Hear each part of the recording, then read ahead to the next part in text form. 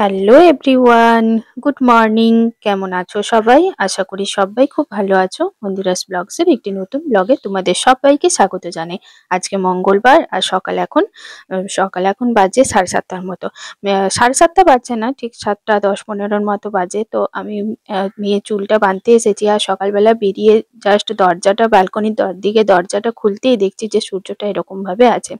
তো জাস্ট দারুণ লাগলো, অসাধারণ লাগলো। সকালবেলাতে আমার ঘুম থেকে উঠেই তো ক্যামেরার হাতে নিয়ে কাজ করা পসিবল হয় না।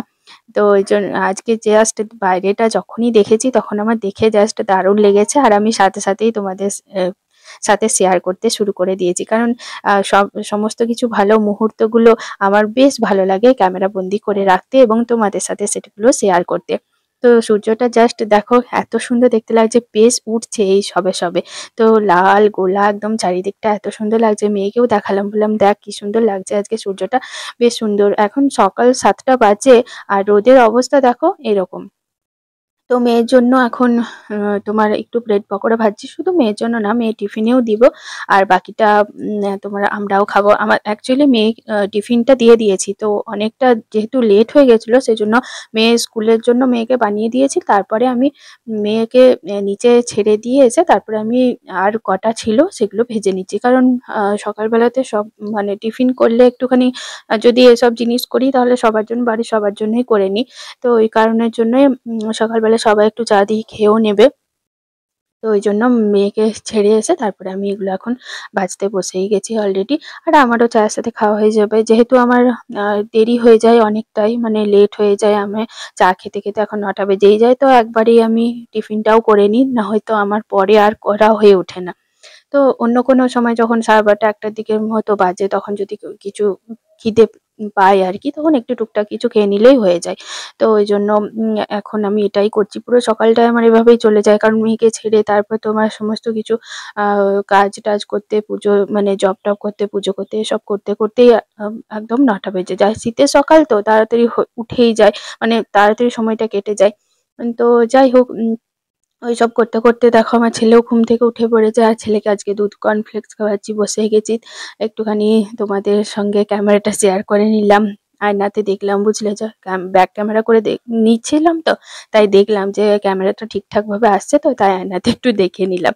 দেখলাম যে হ্যাঁ, ঠিকঠাক ভাবেই দেখাচ্ছে।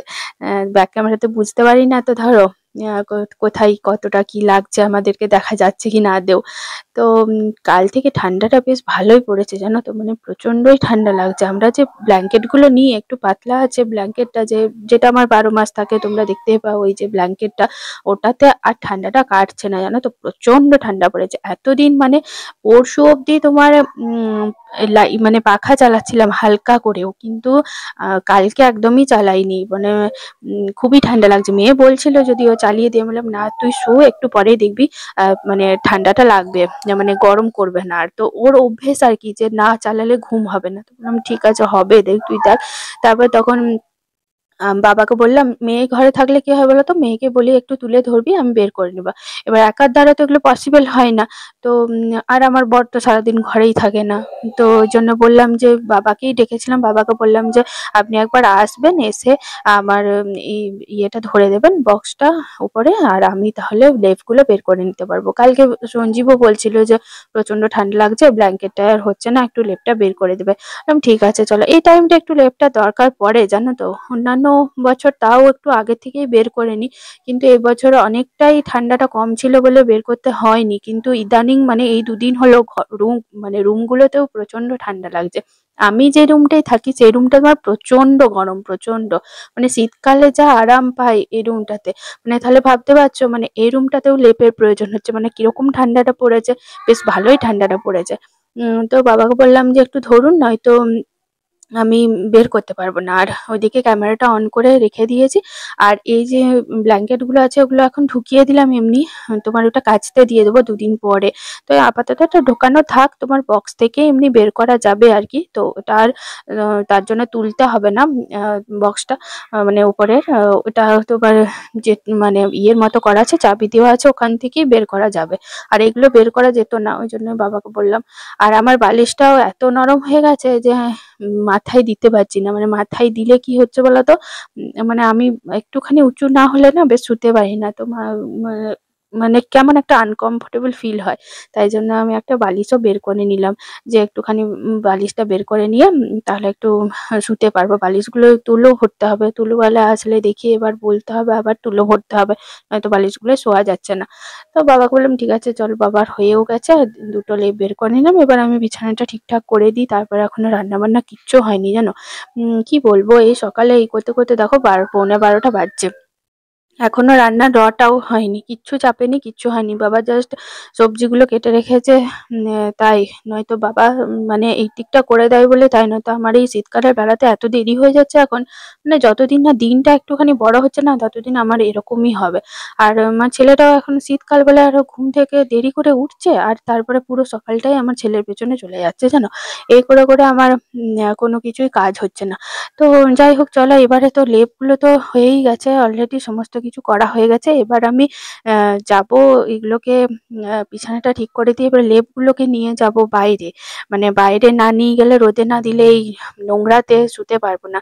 তো ওই জন্য বাইরে নিতে যাব। তো এই যে বাইরে নিয়ে নিয়েছি, এবার রোদে যাব।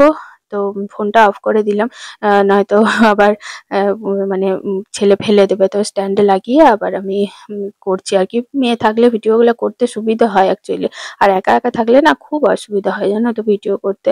তো কি আর করা যাবে, একা যখন আছি কিছু করার নেই, ভিডিও ওইভাবেই করতে হবে। স্ট্যান্ড লাগিয়ে ভিডিও করাটাও না সত্যি খুব চাপের হয়ে যায়।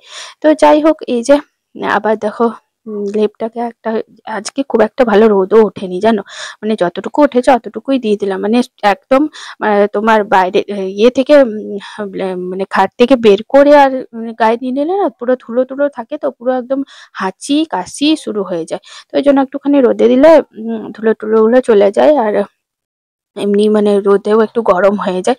তাই জন্য দুদিকে দুটো ব্যালকনিটা সামনে আছে বলে সুবিধে, জানো তো, ছাদে উঠতে হয় না। আর লেবুগুলো প্রচন্ড মোটা আর প্রচন্ড ভারী, তো ওই জন্য হাঁপিয়ে যাচ্ছিলাম জানো তো। যাই হোক দিয়ে দিলাম, আর গামছাটাও শুকিয়ে গেছে। সঞ্জীব চান করে চলে সকালবেলাতে। ওদিকে আমার ছেলের জন্য যে তেলটা, মানে নারকেল তেলটা, ওটাও আমি রোদে দিয়ে দিয়েছি, নয়তো ওকে চান করাতে খুবই দেরি হয়ে যায়। চলো এবার নিচে যাই, নয়তো অনেকটা দেরি হয়ে যাবে। তো ছোলার ডাল আজকে করব, ওই জন্য ছোলার ডালটা তোমার দিয়ে দিয়েছিলাম ইয়ে করতে, সেদ্ধ করতে। ওই জন্য ছোলার ডালটা সেদ্ধ হয়েই গেছে, আগে একটু বসিয়ে দিয়ে এসেছিলাম, মানে ছেলেকে খাওয়ানোর আগে আমি ছোলার ডালটা বসিয়ে দিয়েছিলাম। ওদিকে হিং দিয়ে ছোলার ডাল করি মা, মানে মায়ের কাছে এটাই আমি দেখেছি, হিং দিয়ে ছোলার ডাল করতে। তো ছোলার ডালটা অনেক দিন থেকেই পড়েছিল জানো তো। আর মঙ্গলবার দিন আমরা যেহেতু নিরামিষ খাই, সেজন্য তোমার মসুর ডাল তো করতে পারবো না, হলে মুগের ডাল, নয়তো ছোলার ডাল। ছোলার ডালটা প্রধানত রুটি লুচির সাথেই খাই, কিন্তু আমরা ভাতের সাথেও খাই। তো যাই হোক ছোলার ডালটা করে নিলাম, আর ওইদিকে মানে কড়াইয়ে দিয়ে দিয়েছিলাম, আর এদিকে বিমসটা একটু ভাজা করব। সেই জন্য ইয়ে দিয়ে, লঙ্কা দিয়ে, তেল দিয়ে এবার বিমস গুলো দিয়ে দেবো। তারপরে বিমসটা এদিকে ভাজা হতে থাকবে, আর ওইদিকে তোমার আলু পোস্ত করব, টমেটো চাটনি করব, দুদিকে দুটো করব। এদিকে ও হচ্ছে হোক। আর সগড়ি মানে আঁশ যে গ্যাসটাতে করি, সেই গ্যাসটা প্রতিদিনই তো ধোয়া মোছা হয়, মানে কোনো অসুবিধা নেই, সমস্ত কিছুই করা যাবে। তো ধোয়া মোছা আছে। এদিকে তোমার বিমস গুলো ভালো করে বসিয়ে দিলাম। তোমার এদিকে একদম কম আঁচে লো ফ্লেমে দিয়ে দিয়েছি জানো তো, কারণ এদিকটা হতে হতে তখন আমার দুদিকটাই হয়ে যাবে, এটাও হয়ে যাবে ওটাও হয়ে যাবে। তাই যত তাড়াতাড়ি আর কি কম সময়ে যেভাবে করা যায় আর কি, এভাবে আমি করি। কম সময়ে মানে হাতে অল্প সময় থাকলে সমস্ত কিছু ম্যানেজ করা অত সহজ হয় না। তো আমি এভাবেই ম্যানেজ করতে থাকি।